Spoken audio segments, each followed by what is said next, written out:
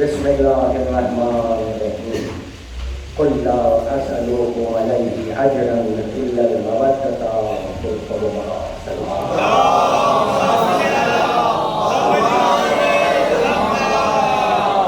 عزیزان محترم، ظاہر سی بات ہے بارش کا موسم ہے، لیکن کمال ہے محبت حسین کا کہ ایسے موسم لوگوں کے ارادوں کو تبدیل کرتے ہیں، مومنین کے جذبوں کو تبدیل نہیں کرتا. حضور، یہ مقام جنت البقیع کے نام سے تعمیر ہوا ہے. جب یہ جنت البقیع بڑی خوشی ہوئی یہاں آ کر. 1400 سال پہلے ایک فیصلہ کربلا میں ہوا تھا، تو حسین نے یہ فیصلہ کیا تھا امت کو کہ طے کر لیں امت کہ آج کے بعد حسینی کون ہے، یزیدی کون ہے. اس کے بعد 100 سال پہلے یہ جو واقعہ ہے انہدام جنت البقیع، اس نے بھی ایک بہت بڑا فیصلہ دیا تھا کہ اگر امت یہ سمجھتی ہے کہ کل کیا ہوا کیا نہیں، کون حق پر کون باطل پر، تو سب جانے تھے یہ کس کے خبر تھے جو منعقد ہوئے تھے. زمانہ جنت کے سردار امام حسن کی قبر ہے نا، رسول کی بیٹی کی قبر ہے. تو یہ واقعے نے بھی ایک فیصلہ لیا کہ اب جو احتجاج کرے گا وہ حسینی ہے، جو خاموش رہے گا وہ یزید.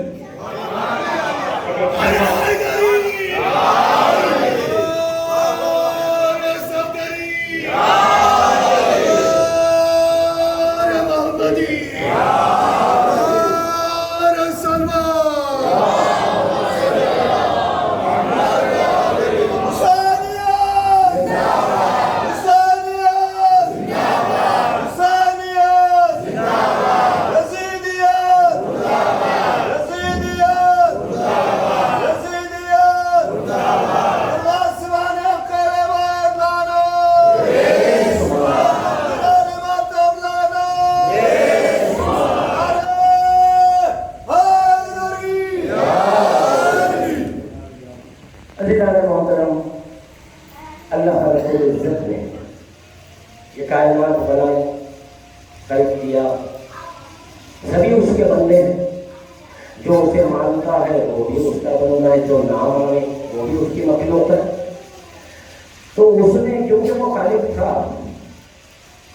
تو 2 چیزیں مسلسل نازل کرتا ہے، جو حدیث میں بھی آیت میں بھی یہ سبھی جانتے ہیں کہ اپنی رحمتیں بھی نازل کرتا ہے اور نعمتیں بھی نازل کرتا ہے. اس حدیث کو جب عام طور پہ سمجھا گیا تو یہ مانا گیا کہ رحمت سے مراد یہ پانی کا برسنا رحمت ہے، زمین سے جو رزق انسان کو مل رہا ہے وہ رحمت ہے. پوچھا بھائی نعمت کیا ہے، تو کہا کہ اولاد نعمت ہے، خصوصی طور پہ بیٹا نعمت ہے. اچھا، پھر پوچھا کہ رحمت اور نعمت اس نے عطا تو کر دیے، روز محشر ان پہ فیصلہ کیا ہے. تو یہ معلوم ہوا حدیثوں سے کہ رحمت کا سوال نہیں ہے، نعمت کا سوال ہوگا. اسی لیے حکم آیا کہ نعمت ملنے پر شکر ادا کرو، کفران نعمت نہ کرو. یہ ہو گئی عام بات، لیکن امام جعفر صادق علیہ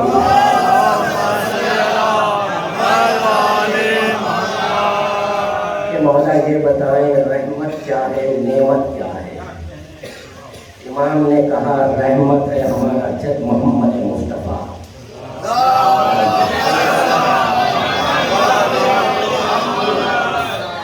اور نعمت ہے ہم اہل بیت کی ولایت. سمجھ میں آیا کہ رحمت کا سوال نہیں ہے، نعمت کا سوال ہے. تو جس کا سوال ہوگا اسی کے جواب پر نجات کا انحصار ہے. اس کا مطلب یہ ہوا کہ جس نے محمد رسول اللہ پڑھا ہے لا الہ الا اللہ کے ساتھ، اب اگر اس کے پاس یہ نعمت نہیں ہے ولایت کی، تو لا الہ الا اللہ پڑھنا، محمد رسول اللہ پڑھنا، پڑھ کر بھی اسے جہنم میں جاتا ہے. ایک سلوات پڑھیں آپ آواز سے حضور ایک آیت سے استفادہ کرنے جا رہا ہوں. یقیناً آیت آپ نے کئی بار سنی ہوگی. کوشش کر رہا ہوں کہ اس سے ایک نیا پہلو آپ کو مل جائے. سورہ منافقون کی پہلی آیت. اللہ رب العزت کہتا ہے رسول سے اذا جاءک المنافقون، یہ منافقین آتے ہیں آپ کے پاس، قالوا نشہد انک رسول اللہ، اور یہ آ کر کہتے ہیں کہ آپ اللہ کے رسول ہیں. اللہ کہتا ہے اس کے آگے کہ یہ تو ہم جانتے ہیں کہ آپ ہیں رسول، ہم نے بنایا ہے. اس کے بعد کہتا ہے ان المنافقین لکاذبون، یہ جو منافق ہیں اس قول میں جھوٹے ہیں. آیت سامنے ہے، قرآن ہے، ہم کسی کی برائی نہیں کرنا چاہتے، لیکن اب کیا کریں کہ قرآن پڑھتے ہیں تو کچھ لوگ زد میں آ جاتے ہیں. ہم کیا کریں؟ یہ ہمارا قصور نہیں ہے.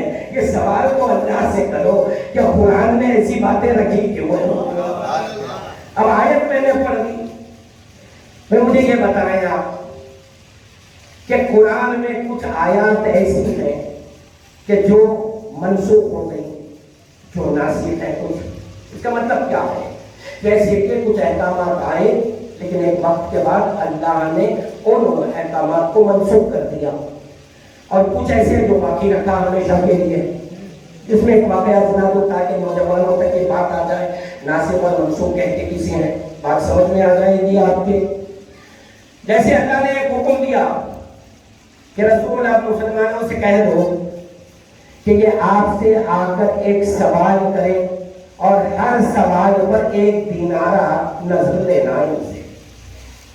حکم کیا آیا کہ وہ مسلمانوں سے کہہ دو، صحابہ سے کہہ دو کہ یہ آئیں آپ سے علمی سوال کریں، اور جتنے سوال کریں گے اتنا نظر دینا ہوگا آپ کو. ایک سوال پہ 1 دینار. 10 دن ہو گئے جناب، کوئی نہیں آیا. آج ہم سنتے ہیں لوگوں سے، امت سے، ارے بھائی یہ فلانے صحابی ایسے تھے کہ رسول کے ساتھ کار خیر میں بہت کچھ خرچ کیا. ارے 1 دینار نہیں نکل سکا تم سے، تم نے کب خرچ کیا تھا؟ اللہ حکم دے رہا ہے تو تم نہیں آئے. 10 دن لیکن ایک ہستی آتی رہی، اور وہ آ رہا تھا کہ جسے جواب کی طلب تھی بھی نہیں. علم کا اضافہ علی میں کیا ہو، علی آتے ہیں، ایک سوال کرتے ہیں، رسول سے نظر پیش کرتے ہیں، چلے جاتے ہیں. جب 10 دن ہو گئے اب آیت نازل ہوئی، اے محمد یہ حکم منسوخ. اب مولا فخر سے کہتے ہیں کہ اللہ کا ایک حکم ایسا ہے جس پر سوائے میرے امت میں کوئی عمل نہیں کر سکا. تو سمجھ میں آیا کہ کچھ آیتیں وقتیہ تھیں، موقتی تھیں، لیکن کچھ آیات میں یہ ہے کہ وہ مسلسل ہیں، آج بھی ہیں. اب منافقون بتائے مجھے اللہ کہہ رہا ہے اے رسول، یہ منافقین یہ کہتے ہیں کہ آپ اللہ کے رسول ہیں، اقرار تو کر رہے ہیں زبان سے. اللہ کہہ رہا ہے لیکن یہ اس کلمے میں جھوٹے ہیں. بہت توجہ ہو، بہت بڑا نتیجہ آپ کے سامنے آنے والا ہے انشاءاللہ.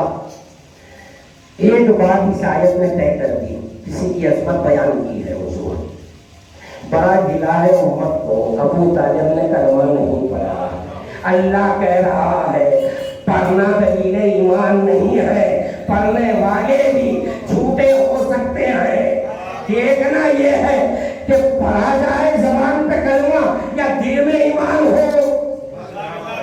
ابھی بات پہنچ جائے گی آپ تک. اب ہم نے یہ دیکھا اللہ نے کہا کہ یہ جھوٹے ہیں.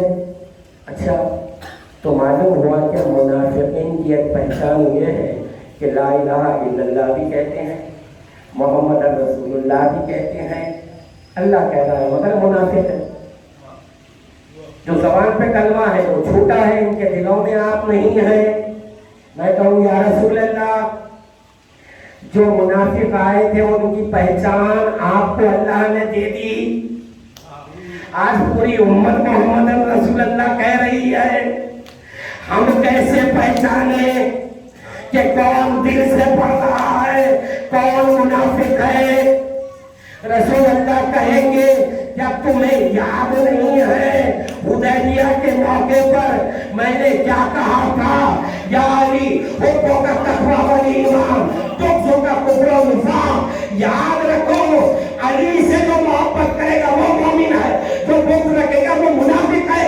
آج سمجھ میں آ گیا محمد رسول اللہ کے بعد جو علی ولی اللہ کہتا ہے وہ ثبوت دے رہا ہے منافق نہیں مومن ہے. اب جنہوں نے ہٹا دیا قرآن سے منافق ثابت ہو گئے.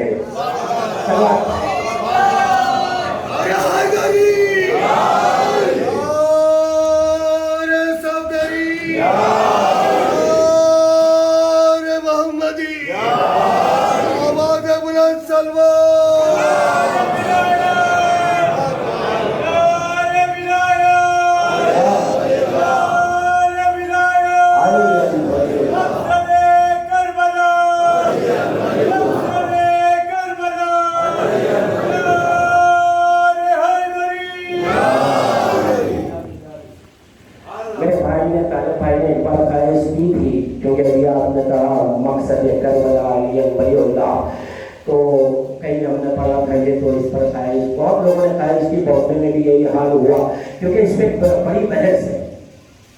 اکثر لوگوں کا یہ کہنا ہے کہ نہیں کربلا جو ہے وہ صرف شریعت کی جنگ ہے, یہی کہا جاتا ہے.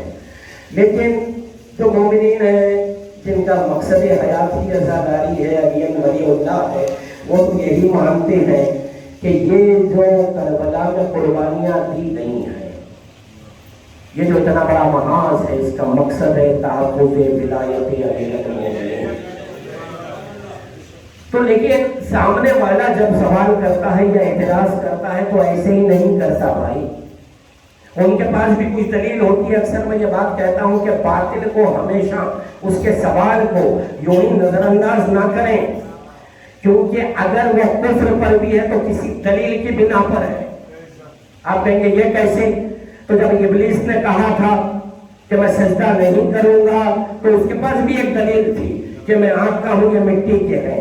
یہ اور بات ہے کہ دلیل کمزور ہوتی ہے کافر کے پاس. تو یہ خواہش تھی تو اس لیے دوہرا رہا ہوں کیونکہ تقاضا تھا اور آپ نے نعرہ بھی لگا دیا. تو سننے اعتراض یہ ہوا, تقاضا یہ ہوا کہ دیکھیں آپ لوگ مقصد کربلا علی ولی اللہ کہتے ہیں ولایت کی جنگ ہے, ہم نے سنا ہے, لیکن امام حسین نے تو کچھ اور کہا. ہم نے کہا اچھا بتا دیجیے آپ کہ مقصد حسین خود حسین بیان کر دیں. تو کہا کہ 4 مقامات پر ترک وطن سے لے کے کربلا تک 4 خطبوں میں 4 مقامات پہ خود حسین نے کہا کہ میں کربلا جا رہا ہوں امر بالمعروف کے لیے. ہم نے کہا اچھی بات ہے, بہت اچھی بات ہے, خطبہ موجود ہے, ہم نے بھی پڑھا ہے. تو کہا کہ بھائی امر بالمعروف ہے کیا؟ تو ہم نے کہا آپ بتا دیجئے کیا ہے. تو کہا کہ بھائی نیکی کی طرف ہدایت دینا, حق کی طرف بلانا. ہم نے کہا اچھا. تو ہم نے کہا جب مقصد کربلا حسین سے لیا تو امر بالمعروف کے معنی بھی کسی امام سے لے لیتے ہیں. لغت میں کیوں جا رہے ہیں اب آپ؟ تو اب واقعہ ملا کہ صادق آل محمد کا دور ہے, ابو حنیفہ ملنے آئے, شاگرد رہے ہیں کچھ سال. انہوں نے آ کر کہا فرزند رسول یہ امر بالمعروف کیا ہے؟ بہت توجہ اس پہ فیصلہ ہے. کیا پوچھا؟ فرزند رسول یہ امر بالمعروف کیا ہے؟ امام نے کہا اس کی طرف بلانا جو زمین اور آسمانوں میں معروف ہے. پوچھا کون معروف ہے؟ امام نے کہا میرا جد علی ابن ابی طالب.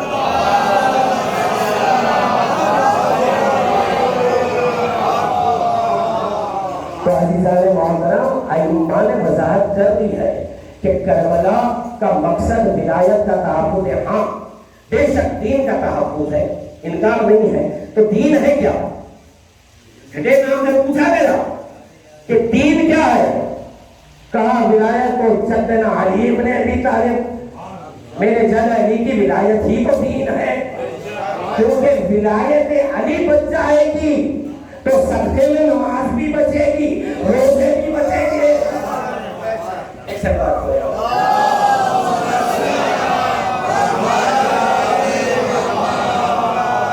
عزیزان محترم، خواہش تھی بھائی کہ کچھ ولایت پر جو ہے آپ گفتگو کریں، کچھ خلاصہ بیان کریں ولایت کا۔ پہلے یہاں پر ہی قائم نگر میں کافی تفصیلی گفتگو میں نے اس پہ کی ہے، لیکن کچھ باتیں جو کہ تقاضا ہے اور یہ موضوع ایسا اس پہ اشرے کے اشرے ہو سکتے ہیں۔ تو پہلی بات میں بتا دوں کہ ولایت کے معنی ہے کیا، اس کو آپ ذہن میں رکھ لیں تاکہ بات روشن ہو جائے آپ پر۔ غیر یہ کہتے ہیں ولایت کے معنی ہے دوستی، ولی دوست کو کہتے ہیں، نہیں، ولی کے معنی ہے حاکم، اور کیسا حاکم؟ کیسا حاکم؟ صرف قوم پر حاکم نہیں، صرف زمین کا حاکم نہیں، بلکہ زمین و آسمان، بلکہ ایک جملہ کہہ دوں، تمام خدائی پر جس کی حکومت ہو اسے ولی کہتے ہیں۔ یہ تو ہوئے لفظی معنی، لیکن اختیار ولی کیا ہے وہ سن لیں۔ بہت آسان۔ اچھا کوئی بات ایسی ہو اگر قرآن سے دلیل نہ ملے تو ہماری بات ناقص ہو سکتی ہے، تو آیت سنا کر اختیار ولی ہوتا کیا ہے وہ سن لیں آپ۔ پہلے جملہ دے دیتا ہوں، بعد میں دلیل۔ ولی کا اختیار کیا ہے؟ ولی کے معنی تمام خدائی پر حکومت۔ اب ولی کا اختیار سنے، موت کو زندگی دینا چھوٹی بات ہے، ولی کے لیے آپ کی شفاعت کرا دینا چھوٹی بات ہے ولی کے لیے۔ یہ سن لیں آپ، ولی وہ ہوتا ہے جو اللہ کے طے کیے ہوئے فیصلے کو بدل دے، اسے ولی کہتے ہیں۔ اللہ کے فیصلے کو بدل دے وہ ولی ہوتا ہے۔ لیکن کیسے؟ لیکن سوال یہ ہوگا آپ کے جذبہ عقیدت پہ کہتے ہیں، قرآن سے دلیل لے لیں آپ۔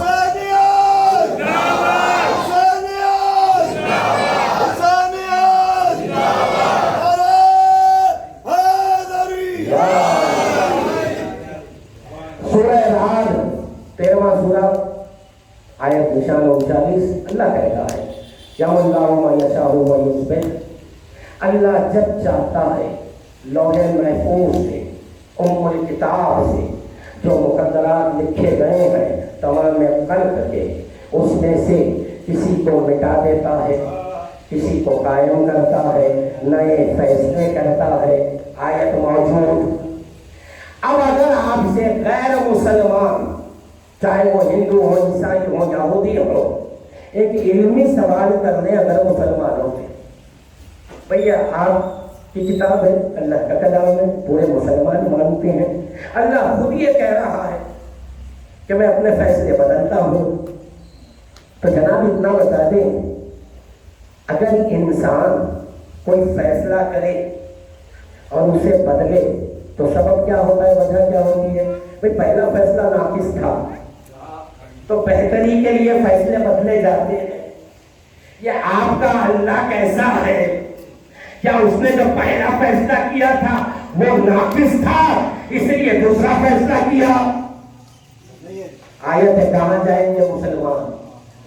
اگر اہل بیت کا سہارا نہ ہو تو کہاں جائیں گے؟ اس سوال پر کون جواب دے سکتا ہے؟ اب لاج آپ کو اپنی نہیں، اسلام کی لاج بچانا ہے۔ آپ کا اللہ، آپ کہہ رہے ہیں نہ دین عند اللہ اسلام، اللہ کے نزدیک اگر دین ہے تو اسلام ہے۔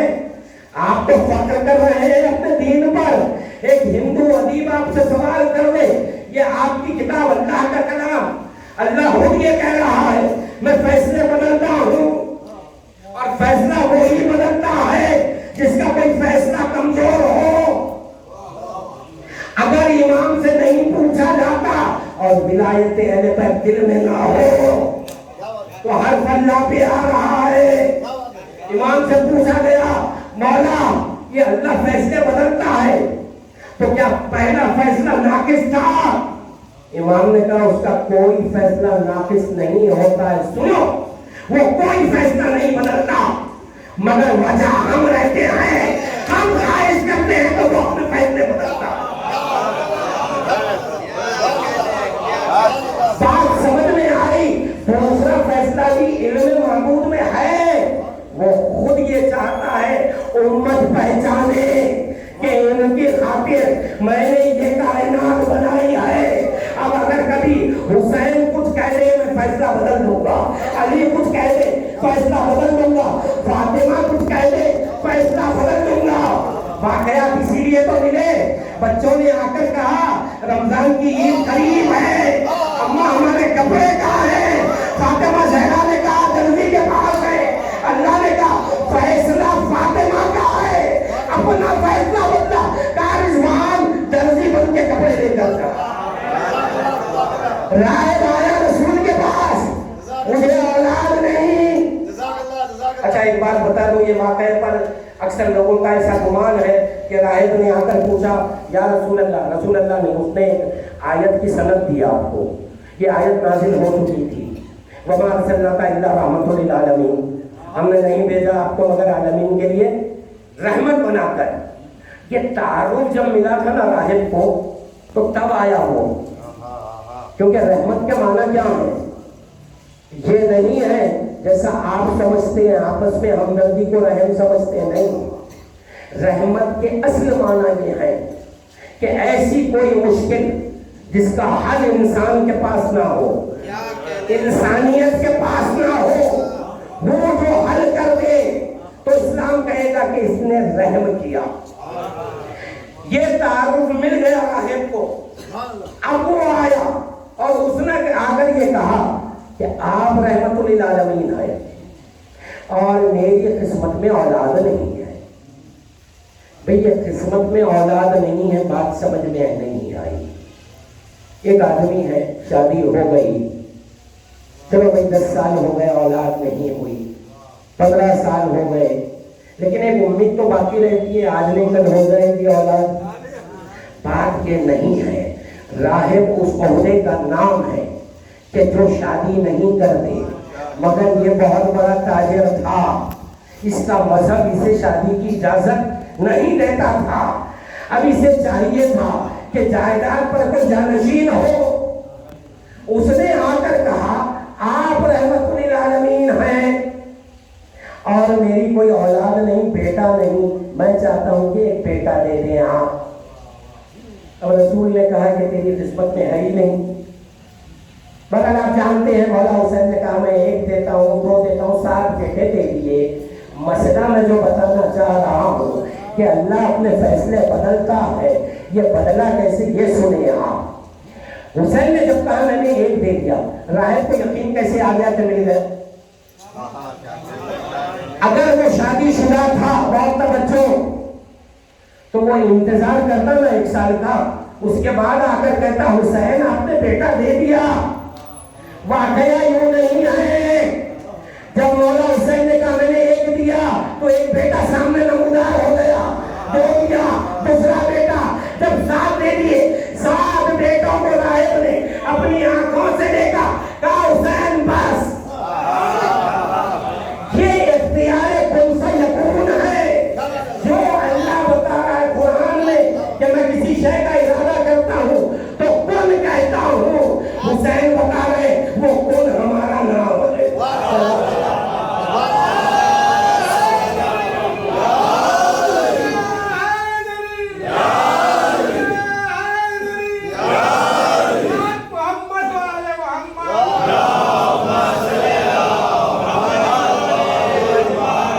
مسئلہ صرف اتنا ہی ہے صاحب امت میں کہ ہم سے ایک اعتراض ہوتا ہے لوگوں کا، ارے بھائی شیعوں کے یہاں حافظ قرآن نہیں ملتے، ہوتا ہے اور بات صحیح بھی ہے، ہمارے یہاں حافظ ہوتے بہت کم، ایسی تعداد میں تیار نہیں ہوتے، اور باقی سب لوگوں کے پاس دیکھو آپ ہر دوسرے گھر میں ایک حافظ مل جائے گا، ہوتے ہیں، وہی اچھی عادت ہے آپ بنائیں، حافظ انکار نہیں ہے، مگر ہم پہ اعتراض نہ کریں، کیوں کہ ہم لوگ حفظ کے قائل نہیں ہیں، ہم لوگ سمجھنے کے قائل ہیں۔ مسئلہ صرف اتنا ہی ہے کہ جب ہم قرآن دیکھ کر پڑھتے ہیں تو آیتوں میں علی کو ڈھونڈتے ہیں. مسئلہ اتنا ہے کہ رسول نے کہہ دیا کہ یہ قرآن قصیدہ ہے علی کی شان میں، تو ہمارے پڑھنے کا انداز ہی الگ ہے. اب یہی بات ہم نے کہیں پہ پڑھ دی کہ بھئی بسم اللہ الرحمن الرحیم سے والناس تک پوری ذمہ داری، دعویٰ نہیں ہے، ذمہ داری لے رہے ہیں ہم. وہ یہ ہے کہ آپ کوئی آیت قرآن سے اٹھانا، ہم اس میں علی دکھائیں گے. آپ نہیں حضور چھوٹا دعویٰ نہیں ہے، یہ بڑی ذمہ داری ہم نے لی ہے. کوئی آیت پوری ذمہ داری سے آپ پہ کہہ رہا ہوں. اگر کسی بندہ مومن کو شک کی بنا پہ نہیں، مومن شک نہیں کرتا علی کے فضائل میں، علم کے اضافے کے لیے اگر پوچھنا چاہے تو کوئی قرآن کی آیت لانا اور لا کر بتانا اس میں علی بتا دو، انشاءاللہ ہم بتائیں گے. بس کیسے بتائیں گے یہ سن لو. 3 طریقوں سے ہر آیت میں علی آتا ہے. یا آیت کے ظاہر میں علی ہوگا، یا آیت کے باطن میں علی ہوگا، یا آیت کی ضد پر علی ہوگا. مطلب سمجھے نہیں آپ؟ اگر آیتوں میں کفر کا ذکر آیا تو اس کی ضد پر کل ایمان آئے گا. ہر طرح سے علی ہی نظر آئیں گے. جب یہ ہم نے ذمہ داری لے لی تو ایک صاحب دوسرے دن ہماری قوم کے ماشاءاللہ پڑھے لکھے قابل ہیں، اور تقریباً جب وہ میرے پاس آئے تو آدھا قرآن وہ حفظ کر چکے تھے الحمدللہ. تو آ کر انہوں نے یہ کہا کہ آپ نے بڑی ذمہ داری لی ہے. آئیے قرآن سامنے ہے، ذرا سورہ اخلاص میں علی بتا دو. اور یہ آپ نے قل هو اللہ احد اللہ الصمد لم یلد ولم یولد ولم یکن لہ کفوا احد، اس میں علی بتاؤ. اچھا میں نے کہا ایک بات آپ نے طے کر دی، آج پوری قرآن میں علی تو نظر آ گیا، اس میں ہی نہیں نظر آیا آپ کو، ورنہ آپ یہ جاتے کیوں؟ تو انہوں نے کہا نہیں آپ اس میں بتائیے جناب. میں نے کہا کہ ہر لفظ میں علی بتاؤں گا، ہر لفظ میں بتاؤں گا، مگر آسان کرنے کے لیے آپ کے لیے خود رسول اللہ نے کہہ دیا امت میں علی ایسے ہے جیسے قرآن میں قل هو اللہ احد ہے. ایک سلام صاحب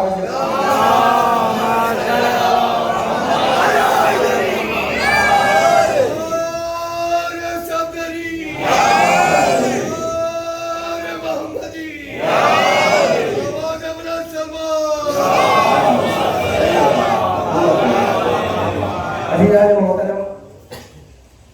ایک تقاضا وقت کا بھی ہے، جو بات آپ پر روشن کرنی ہے مجھے، کیونکہ آپ دیکھ رہے ہیں قوم میں، خیر یہ ہر زمانے میں ہوا اور اس کا مقابلہ ہم کرتے رہیں گے ظہور امام تک انشاءاللہ.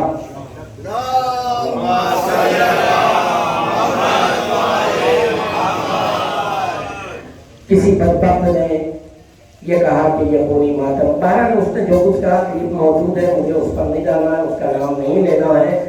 یہ ہے کہ اس نے توہین آمیز الفاظ میں ہمارے مذہب کی بات کی، پوری ماتم کے خلاف اس نے کہا. الحمدللہ کافی احتجاج ہو رہا ہے، نوجوان بھی کر رہے ہیں، علماء بھی کر رہے ہیں، بلکہ یوں کہو کہ جو مولائی ہے وہ احتجاج کر رہا ہے. اب جو نہ کرے وہ جانے، اللہ جانے، علی جانے. ہمیں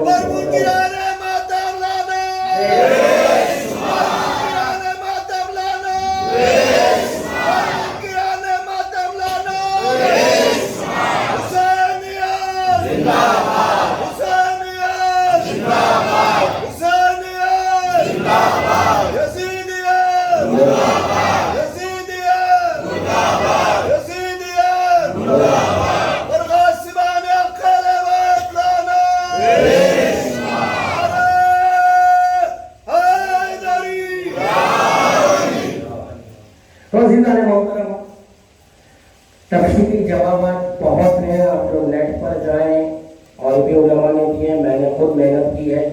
21 سوالات کے جوابات موجود ہیں جو انہی ماتم پر کیے گئے ہیں الحمدللہ، اور سب کے سب قرآن سے ہیں. بس ایک جملہ اکثر صرف یہ لوگ نہیں اور بھی لوگ کہتے ہیں انہیں سیدھا سا جواب دے دوں، یہ کہا جاتا ہے یہ جو خونی ماتم آپ کر رہے ہیں یہ اپنی جان آپ ہلاکت میں ڈال رہے ہیں۔ حیرت ہوتی ہے مجھے، جو عمل سے ہمیں زندگی مل رہی ہے اسے کہتے ہیں ہلاکت میں ڈال رہے ہیں۔ یہ جملہ میرا نہیں ہے، امام کا جملہ ہے، صادق آل محمد کا ارشاد ہے۔ آپ فرماتے ہیں کہ جو لوگ ہماری نصرت نہیں کرتے وہ اپنی جان ہلاکت میں ڈالتے ہیں۔ ارے ماتم کر کے تو ہم بتا رہے ہیں ہم زندگی کے قائل ہیں، تم نصرت نہیں کر کے بتا رہے ہو۔ امام کا قول ہے کہ یہ لوگ اپنی جان ہلاکت میں ڈال رہے ہیں۔ وہ جو لفظ نصرت پر تھوڑی تمہید، تھوڑی وضاحت دیکھیے، شفاعت کے طلبگار سبھی ہیں، امت نہیں صرف۔ حدیث سے سبھی جانتے ہیں، 73 فرقوں میں یہ حدیث مشہور ہے، اسے مینشن ہوگا کیا؟ آدم علیہ السلام اپنی امت کے ساتھ آئیں گے، نوح اپنی امت کے ساتھ آئیں گے، تمام انبیاء آ کر در محمد مصطفیٰ پہ کھڑے ہو جائیں گے اور کہیں گے یا رسول اللہ یہ ہماری امت ہے، ہم آئے ہیں شفاعت کے لیے۔ تو پتہ یہ چلا کہ شفاعت کے طلبگار صرف ہم نہیں، انبیاء بھی ہیں۔ لیکن امت محمدی میں شفاعت کی شرط کیا ہے؟ کوئی ایسا عمل بھی تو ہونا چاہیے کہ جو شرط شفاعت بن جائے۔ اب اگر آپ کہیں گے دیکھو کیسی باتیں آپ کر رہے ہیں، نماز پڑھتے ہیں ہم لوگ، نمازوں سے شفاعت ہو جاتی ہے حاصل۔ اگر نمازوں سے شفاعت مل جاتی تو ابلیس کی شفاعت کیوں نہیں قبول ہوئی؟ یہ ہمیں سمجھ میں نہیں آیا۔ پورا قرآن پڑھ کے مجھے بتا دیں 73 فرقوں کی مذہبی معتبر کتابیں جو سب نے مانی 165، وہ کتابوں سے کوئی روایت بتا دے کہ نمازیں شفاعت دلاتی ہیں۔ میں یہ کلام کرنا چھوڑ دوں گا، نماز پڑھنا واجب ہے اور بات ہے، یہ ہمارا فریضہ ہے، ہمیں پڑھنا ہے، نماز دعا ہے، یہ ایک الگ بات ہے۔ گفتگو اس پر ہے کہ شفاعت کا دار و مدار کس پر ہے؟ روزوں پر ہے۔ بتا دے کوئی حدیث دے دے، ارے آیت دے دے قرآن کی، نہیں لا سکتے۔ مگر اتنا اس بات کو پھیلا دیا گیا، اتنا پھیلا دیا گیا کیونکہ دشمن جانتا تھا امت محمدی کی شفاعت جس بات پر ہے اگر وہ ظاہر ہو جائے گی تو حق علی سامنے آ جائے گا۔ یہ وجہ تھی کہ 1400 سال سے ایک سازش غیروں نے رچی کہ آپ کو اٹھا دیا کہ دیکھو جو کچھ ہے نماز ہے، جو کچھ ہے نماز ہے۔ حسین کربلا میں آئے تھے نماز کے لیے، اب بچے بھی پریشان ہو جاتے ہیں جب یہ کہتے ہیں اچھا کیا نہیں کہا آپ نے کہ حسین نماز میں رہتے ہوئے اپنا سر قربان کرے ہیں، تو نماز کے لیے تو قربان ہوئے حسین۔ ہم یہ کہتے ہیں نماز میں قربان ہوئے، نماز کے لیے نہیں۔ اتنی بات سمجھ گئے، نماز میں سر قلم ہوا، نماز کے لیے نہیں ہوا۔ ہم اس سے راضی؟ تو یہ باتیں اتنی پھیلا دی گئی کہ کہیں نہ کہیں وہ جو عصمت اہل بیت ہے وہ پردے میں آ جائے۔ اور شرط شفاعت ہے عزم اقرار، نصرت اگر آپ کریں گے تو آپ کی شفاعت ہے۔ اب آپ کہیں گے بھائی یہ کہاں سے لائے آپ؟ تو آئیے سورہ محمد کی آیت، یا ایھا الذین آمنوا ان تنصروا اللہ ینصرکم، اے ایمان والو اللہ کی نصرت کرو وہ تمہاری نصرت کرے گا۔ اور نہیں کر رہے ہیں آپ۔ آج امت میں خشک عقیدہ مسلمان یہ کہتے ہیں ارے کسی سے مدد نہ مانگو، اللہ کے سوا کسی سے مدد نہ مانگو، اللہ خود یہ کہہ رہا ہے اے ایمان والو میری مدد کرو۔ آیت ہے یہ، روایت نہیں دے رہا ہوں۔ یا ایھا الذین آمنوا ان تنصروا اللہ، اللہ کی نصرت کرو، ہوگا کیا نتیجہ؟ ینصرکم، تمہاری نصرت ہو جائے گی۔ پتہ یہ چلا ایک ایسا آواز دے رہا ہے آپ کو نصرت کے لیے جو ہے بے نیاز، محتاج نہیں ہے، اسے ضرورت نہیں ہے مدد کی. وہ یہ سمجھانا چاہ رہا ہے تم ارادہ رکھو. تم کیا میری مدد کرو گے؟ میں نے تمہیں خلق کیا ہے. ارادہ رکھو گے تمہاری بقا اس میں ہے. تو نصرت شرط ہے شفاعت کی. اب نصرت کی دو کیفیتیں سن لیں آپ، بات پوری مکمل ہو جائے. بھئی جناب آپ نے کسی غریب کو دیکھا، اسے کچھ پیسے دے دیے، نصرت ہے، یقیناً ہے، نیکی بھی ہے اسلام میں. وہ ضرورت مند تھا، آپ نے دے دیا. پھر آپ نے دیکھا کہ ایک آدمی مشکل میں ہے، کہیں جانا ہے، سواری نہیں ہے، آپ نے اس کا ساتھ دے دیا، یہ بھی نصرت.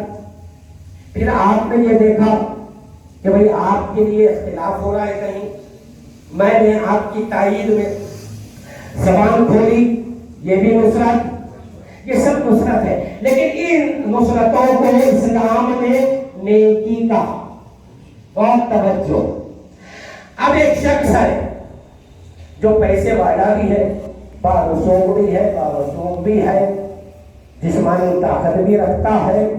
اب اس میں کوئی مشکل آ گئی، اس مشکل کا حل بھی ہے اس کے پاس. وہ محتاج نہیں ہے کسی کا، لیکن اس کا بھائی فوراً آ گیا مدد کے لیے. یہ جو آیا وہ کرے گا کچھ نہیں، کیونکہ اس بندے کو ضرورت ہی نہیں ہے، مدد کی ضرورت نہیں ہے. مگر جو بھائی آیا تھا یہ بندہ خوش بہت ہوگا کہ تو جذبہ نصرت لے کر آ گیا. تو یہ جو اس کا آنا ہے یہ نصرت نیکی نہیں، تقاضا محبت ہے. اب اللہ کہہ رہا ہے میری نصرت کرو، مطلب یہ ہے تم کر کچھ نہیں سکتے. کیا مدد کرو گے؟ تمہارا لبیک کہہ کے آ جانا تمہاری بقا ہے، تقاضا محبت ہے. بس رک جائے. اس آیت کو میں ڈھونڈتا رہا تاریخ اسلام میں کہ بھئی اللہ کبھی تو امت کو آواز دے دے حل من ناصر کہہ کے. اور توجہ، آیت کیا کہنے کی ہے؟ اے ایمان والو اللہ کی نصرت کرو. اے اللہ کہاں پر کرے، کیسے کرے، وہ کون سا موقع ہے، کس عمل میں کرے؟ سمجھ میں نہیں آیا. تاریخ میں ڈھونڈتا رہا. کبھی علی نائب اللہ بن کے کہہ دے کہ میری نصرت کرو، علی نے نہیں پکارا. کبھی رسول نائب اللہ بن کے کہہ دے میری نصرت کرو، رسول نے نہیں پکارا. جب 61 ہجری کربلا ہوئی، حسین نے روز عاشورہ کا حل من ناصر ینصرنا، یہ اللہ کی جانب سے نائب اللہ کی حیثیت سے امام کہہ رہے تھے جو میری نصرت کرے گا وہ اللہ.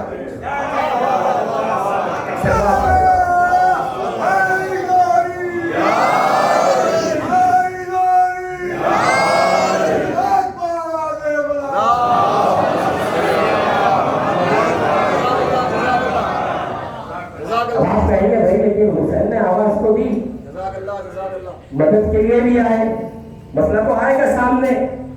تو تاریخ پوری پڑھ لیں. کئی بار آپ نے سنا شب عاشور امام حسین کا عمل کیا تھا. 9 محرم کی رات ایک عمل کیا نا امام نے.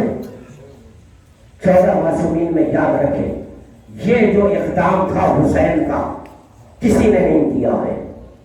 بہت بڑا اقدام ہے حسین کا. اپنا اختیار بتایا خدائی پر کہ میں کون ہوں. لیکن کسی نبی کو اگر اللہ نبوت دے دے تو اس میں جرت نہیں کہ کبھی وہ یہ کہہ دے اے اللہ آج سے میں نبی نہیں کہہ سکتا. جس کو جو عہدہ اللہ نے دے دیا اسے قبول کرنا ہے، بلکہ خوشی سے کرنا ہے. یہ ہے منزلت حسین کہ شب عاشور جب انصار راضی ہو گئے تو امام نے کہا دیکھو میں تم سے راضی، تمہاری جنت کا میں ضامن، تمہاری بخشش ہو گئی، اب میں بیعت اٹھاتا ہوں. جو امام نے کہا بیعت اٹھاتا ہوں، اس عمل میں کتنے راز ہیں سنیں.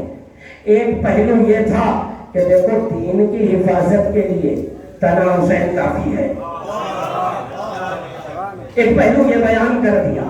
دوسرا یہ بیان کیا کہ حسین بے نیاز ہے، کسی کی مدد کی ضرورت نہیں ہے۔ تیسرا یہ بتا دیا اللہ نے حجت بنایا ہے مگر یہ میرا اختیار ہے۔ آج اللہ کچھ لمحوں کے لیے میں حجت اٹھاتا ہوں زمین سے۔ کتنے پہلو نکل گئے ایک عمل حسین کے۔ حسین نے رات میں یہ اس لیے بتایا کہ کل کے دن اگر میں حلم ناصر کی آواز دوں تو لوگ یہ نہ سمجھنا کہ حسین محتاج ہے، بے نیاز ہے، اس لیے آواز دے رہا ہوں۔ قیامت تک اگر امت میں سے کوئی لبیک یا حسین کہہ کے آ جائے عزاداری میں تو اس کی بقا ہو جائے۔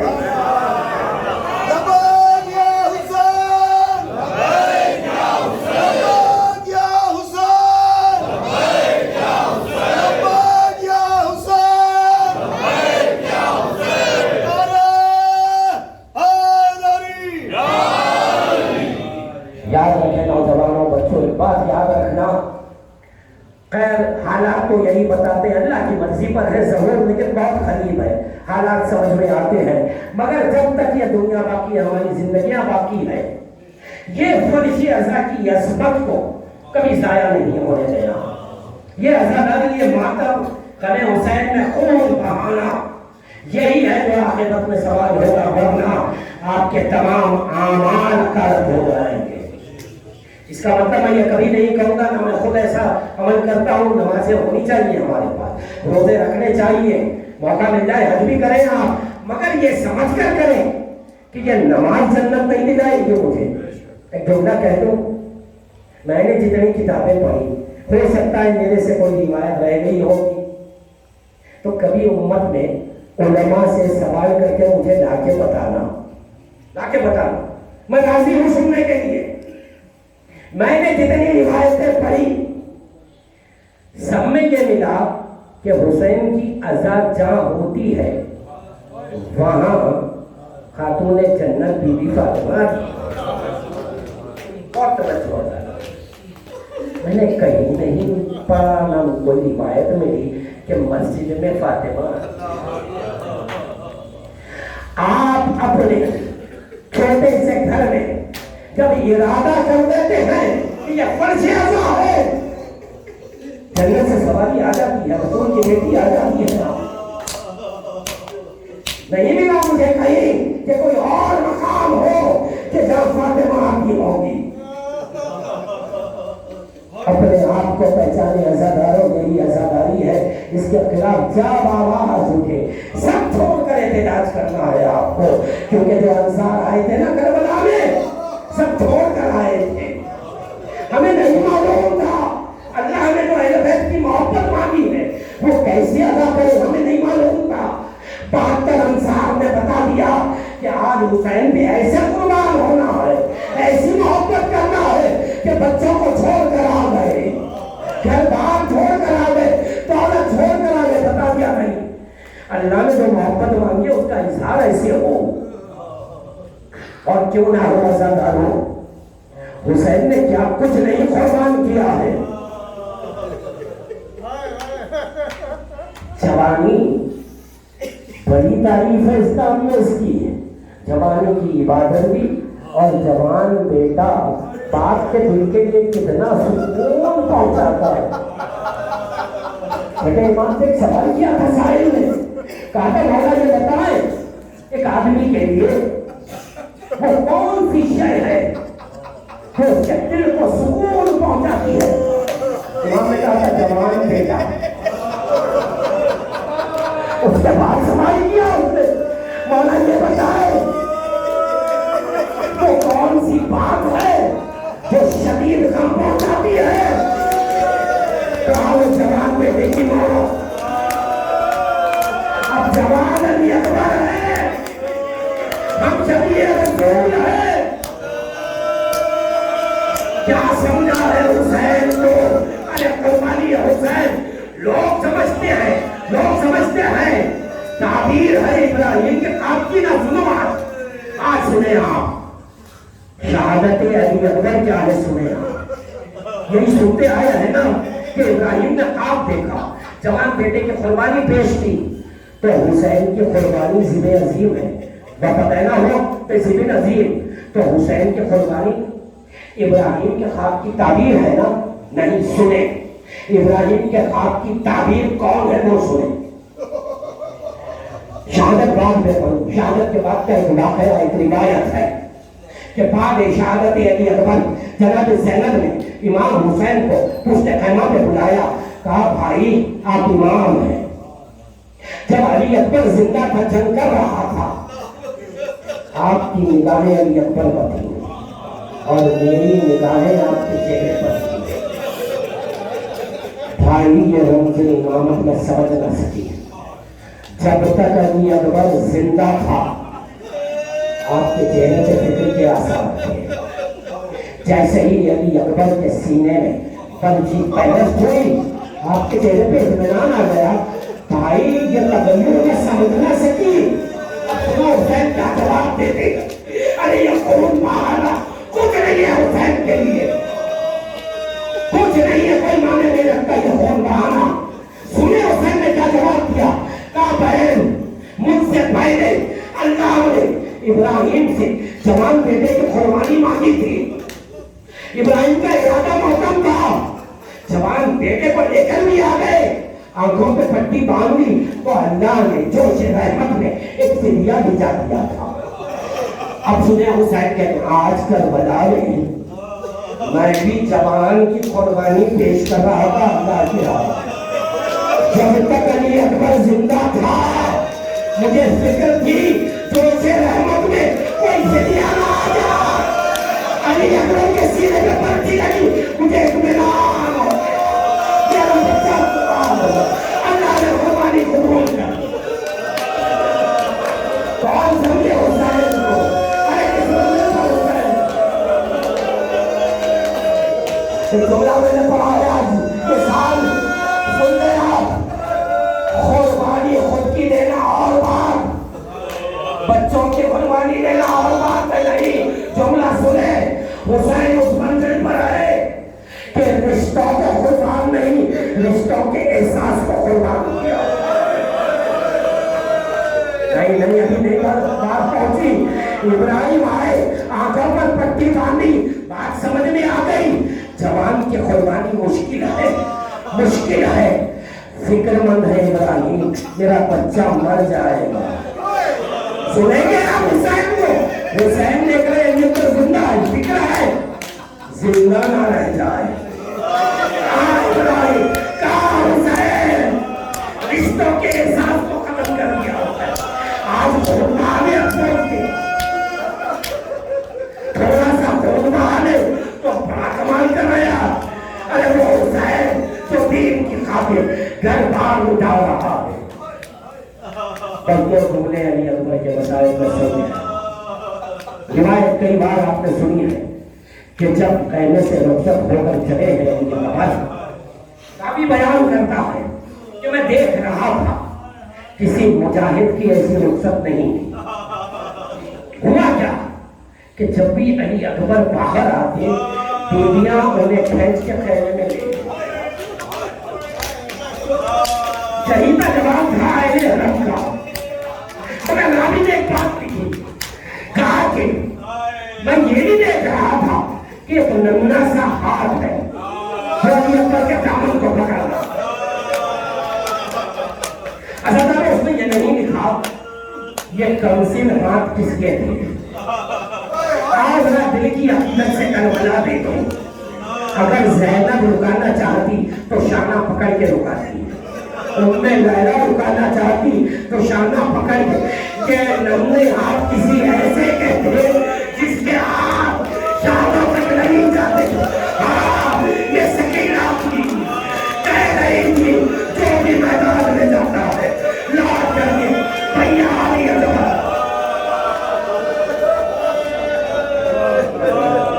تو تمہیں اور سننے جیسا دیکھیں ان کی سے دو تمہیں اور پڑھی بسائی تمام کرو تو خطی ہو گئے. علی اکبر میدان میں آ گئے, سینے پہ برفی کری, گھوڑے سے زمین پہ آئے. اب حسین چلے ہیں. آپ نے یہ بھی تو سنتے ہیں نا کربلا قاسم جب گھوڑے سے زمین پر آئے تو حسین کیسے گئے ہیں؟ تلوار کو بے نیام کر دیا. نہیں زیادہ وقت آئی ہر مجاہد کے پاس حسین علی کا شیر بن کے چلے آئے مگر علی اکبر کا نام کیسا تھا. علی اکبر آگے سلام کیا سیدھے گھٹنا کرنا قریب میں گر گئے. آنکھوں کی دکھائی چلے گئی کبھی لگ جاتے آئینہ آئینہ علی اکبر بیٹا علی اکبر آواز ہو تم تیار ہو.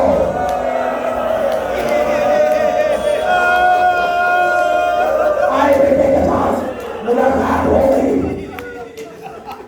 بیٹے لاشا لے کر آئے آ کر یہ روایت سنی مجلس تمام لاشا آ گیا. بیویوں نے علی اکبر کا ماتم کیا.